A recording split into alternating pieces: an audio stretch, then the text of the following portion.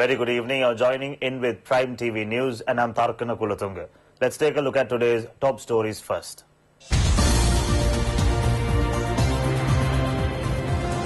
Steps will be taken to introduce excellent aspects of the country to the international community. Foreign nationals arrive in the country to study the traditional medical system. The longest lunar eclipse of the 21st century was visible last night. Constructions of Southern Expressway from Mathura to Hambantota are underway.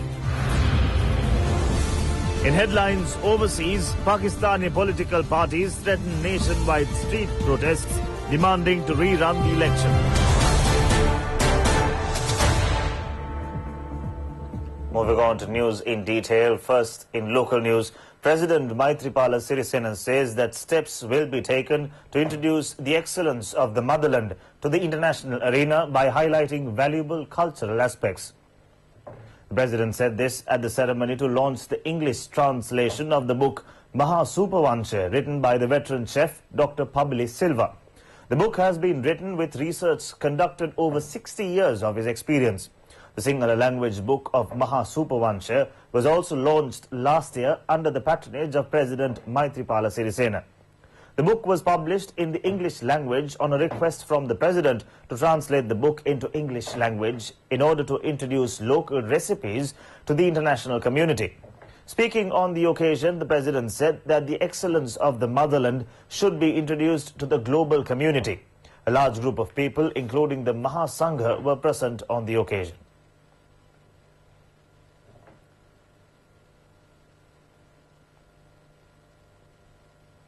The traditional medical system has displayed the unique Sri Lankan identity to the world. Foreign nationals are arriving in the country to study the traditional medical system in the country. The traditional Horivilla medicine is well known locally as well as overseas. A group from England has arrived in the country to study the traditional medical system of this generation of indigenous medical doctors. A group of medical students from England has arrived at the traditional home at Horivilla, Palugaswava, and taking part in the work there. They are being given a training on traditional medical system under indigenous Dr. Shanta Senivaratna. They have appreciated curing of even incurable diseases using medicine made out of tree leaves, barks and roots.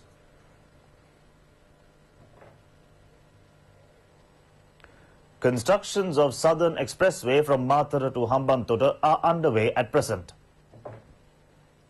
The expressway is being built to make it convenient to travel from Colombo to Hambantota. The project will minimize the travel time and contribute directly to development. The second phase of Mathura-Hambantota Expressway is implemented from Beliatta to Angunukola Palace, Vatia. It is a distance of 26 kilometers. 45% of the constructions have been completed successfully. 55.2 billion rupees will be spent on the project. A Chinese company is involved with constructions with entry roads from Kasagala, Angunukola Palace and Middeniya. The Chinese Exim Bank provides financial assistance for the project. The director of the project, Vimal Kandambi, said that the expressway is built through water retention areas following scientific studies. The constructions are planned to be completed by the end of 2019. A service centre, according to international standards, will be built for the convenience of the drivers during the second stage. The Southern Expressway from Mathura to Hambantota is being built as a new turning point of Sri Lanka's road development. This project is another phase of the present government's development battle, which provides many benefits.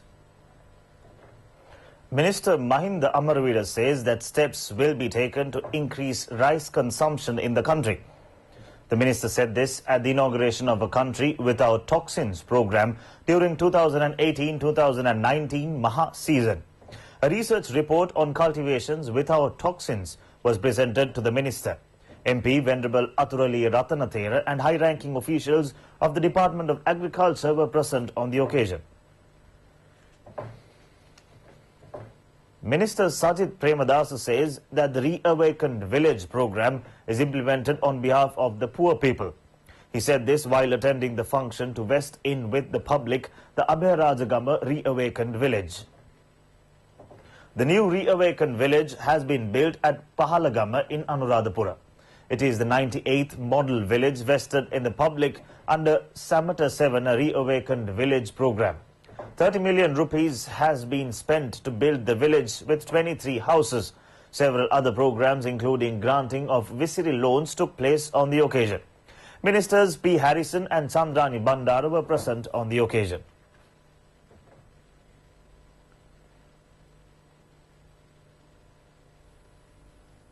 Minister Akila Viraj Karyavasam says that steps have been taken to increase benefits of Suraksha insurance scheme from next year.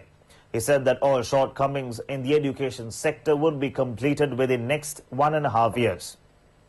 The minister said this while attending a function to West End with the students, several buildings at schools in Mahava area. Among the buildings are the Education Unit for Students with Special Needs at Mahava Vijayaba Central College, Administrative Building of Gajanagama Central College, and a new school building of Ambagaswava Mahavidyalaya. Several public representatives were present on the occasion.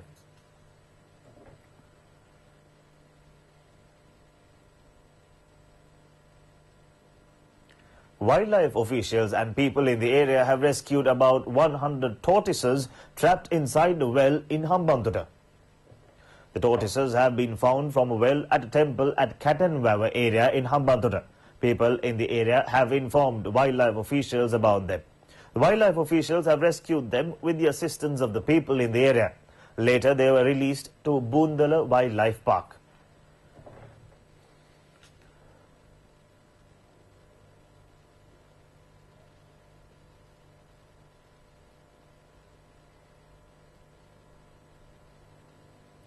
Yarn Oil irrigation scheme is scheduled to be vested in the public next year.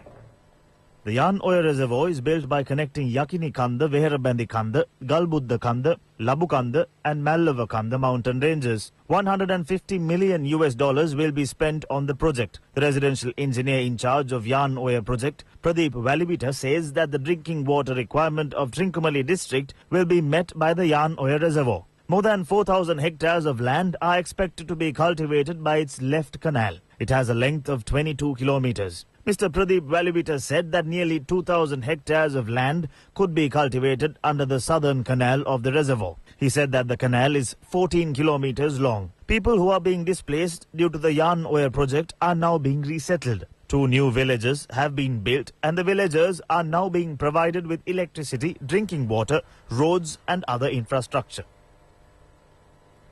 The pilot project on solid waste management at Kundasale is successfully implemented. Plans have been drawn up to implement it in other areas of the country as well. The project is implemented jointly by the Ministry of Local Government and Provincial Councils, Central Provincial Council and Kundasale Pradeshia Sabha with the assistance of the Japanese government. The project has been launched at Digana Alutwatta area in Kundasale. The project will add an economic value to the economy and pave the way to discharge solid waste in an environmental friendly manner.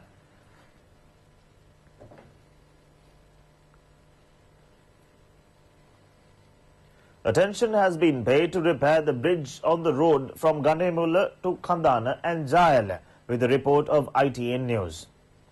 ITN News pointed out that it is dangerous to travel on this road. Accordingly, a board was fixed stating that a new bridge would be built at a cost of 42 million rupees.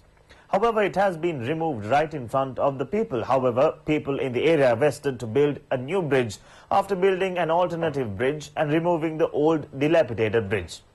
With the revelation by ITN News, it has been decided to build a new bridge.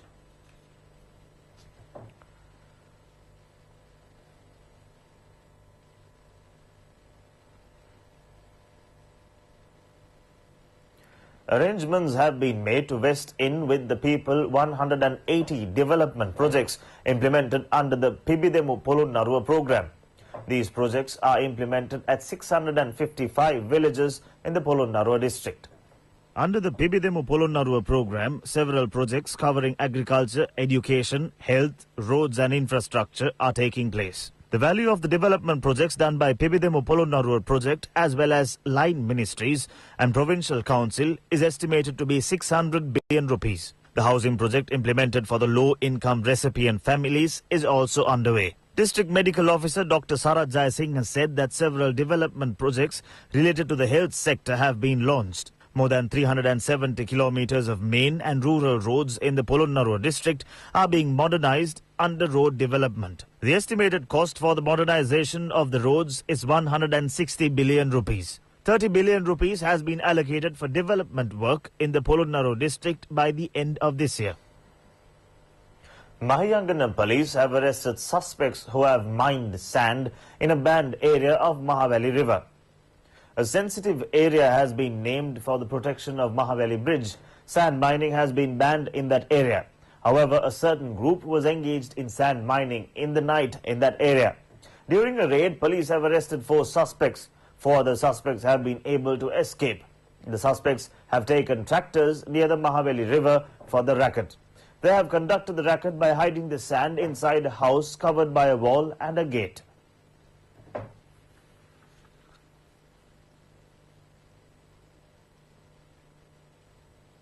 And that is it on Prime News for tonight. Thank you for watching. For more updates, visit www.itnnews.lk. Good night.